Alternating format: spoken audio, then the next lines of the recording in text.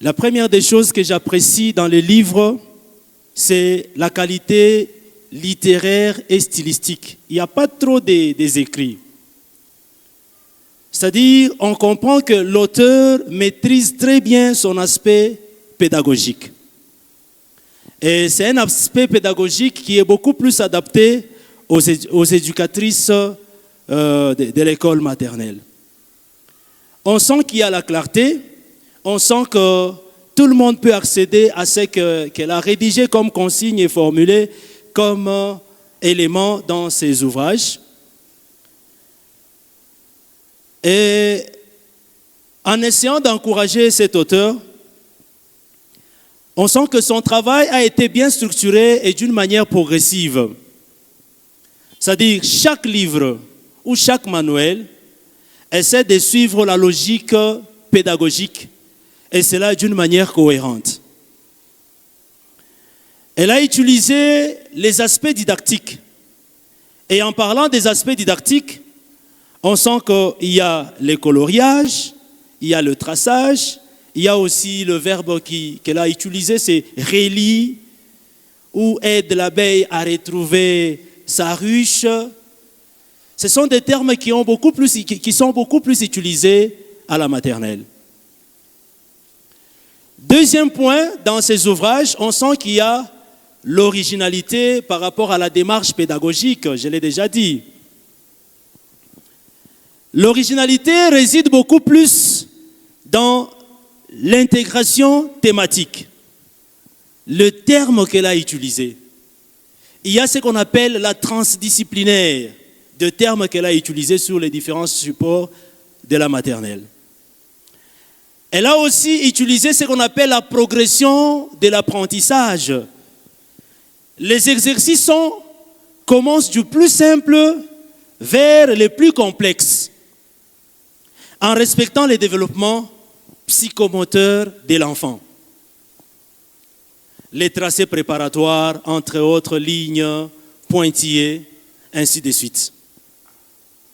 Elle a essayé de varier les différents supports. C'est-à-dire, l'auteur a fait un effort d'alterner les coloriages, les traçages, les comptages, les associations, les repérages spatial. Et elle a inclus aussi des chansons un peu traditionnelles pour aider l'enfant à comprendre la matière qui fait les sujets de ses ouvrages. Elle a fait un effort de s'inspirer aussi de la pédagogie universelle. Quand on parle de la pédagogie universelle, elle a fait recours aux auteurs tels que Montessori, Piaget et ainsi de suite. Le troisième point, le plus capital aussi, c'est la cohérence et la rigueur scientifique de ses ouvrages. Elle s'appuie sur les références théoriques solides. Ça, je l'ai déjà dit. Elle articule tout son travail en se référant au nouveau programme national de l'enseignement maternel en RDC.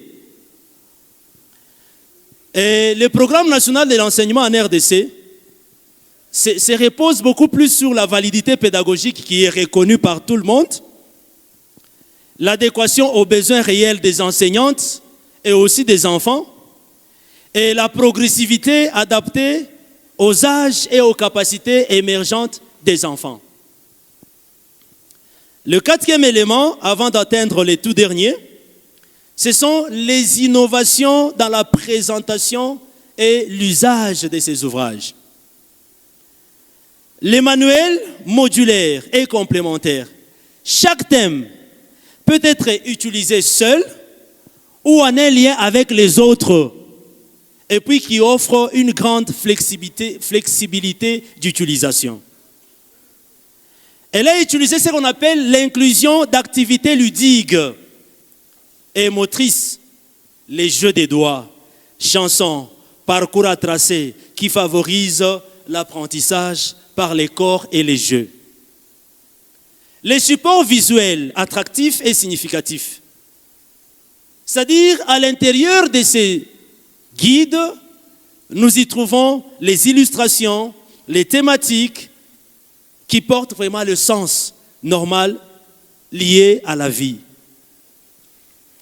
Et le cinquième point, qui est le tout dernier que personnellement moi j'ai constaté, ces livres ont une portée éducative et sociale.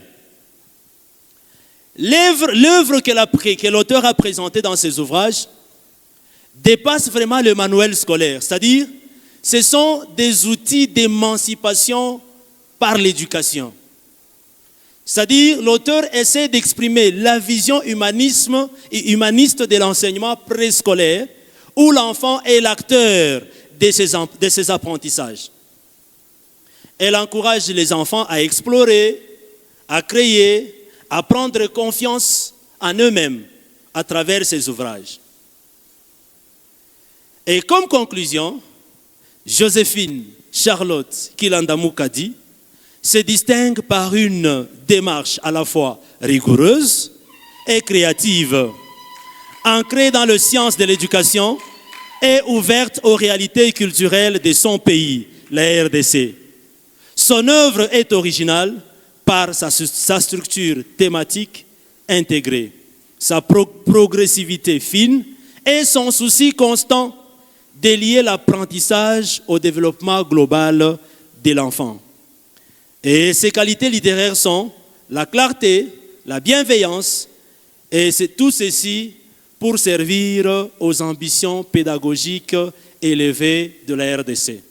J'ai fini par répondre à la question que notre directrice de l'âge d'or a posée, celle de savoir, Madame Joséphine, vu que vous êtes à l'âge d'or, est-ce que l'âge d'or aura vraiment besoin de ces ouvrages? Moi, j'ai suivi ce qu'elle a dit. Son objectif était de rédiger ces ouvrages lorsqu'elle sera en pension. Hein? C'est juste pour nous faire voir que à l'âge d'or, nous avons aujourd'hui Maman Joséphine, et demain, Maman Joséphine ne sera plus là. Les dames que Maman Joséphine est en train d'encadrer, sur quelle base elles vont se référer lorsqu'elles seront aussi conseillères pédagogiques comme elles aujourd'hui? Et je vous encouragerai, chères dames, de laisser toujours des traces. Et parfois, si vous constatez qu'il y a des abus par nous de la génération d'aujourd'hui, c'est parce que, entre guillemets, quelque part, nos pères ne nous ont pas laissé des traces ou des guides sur lesquels on pouvait évoluer. J'ai dit et je vous remercie.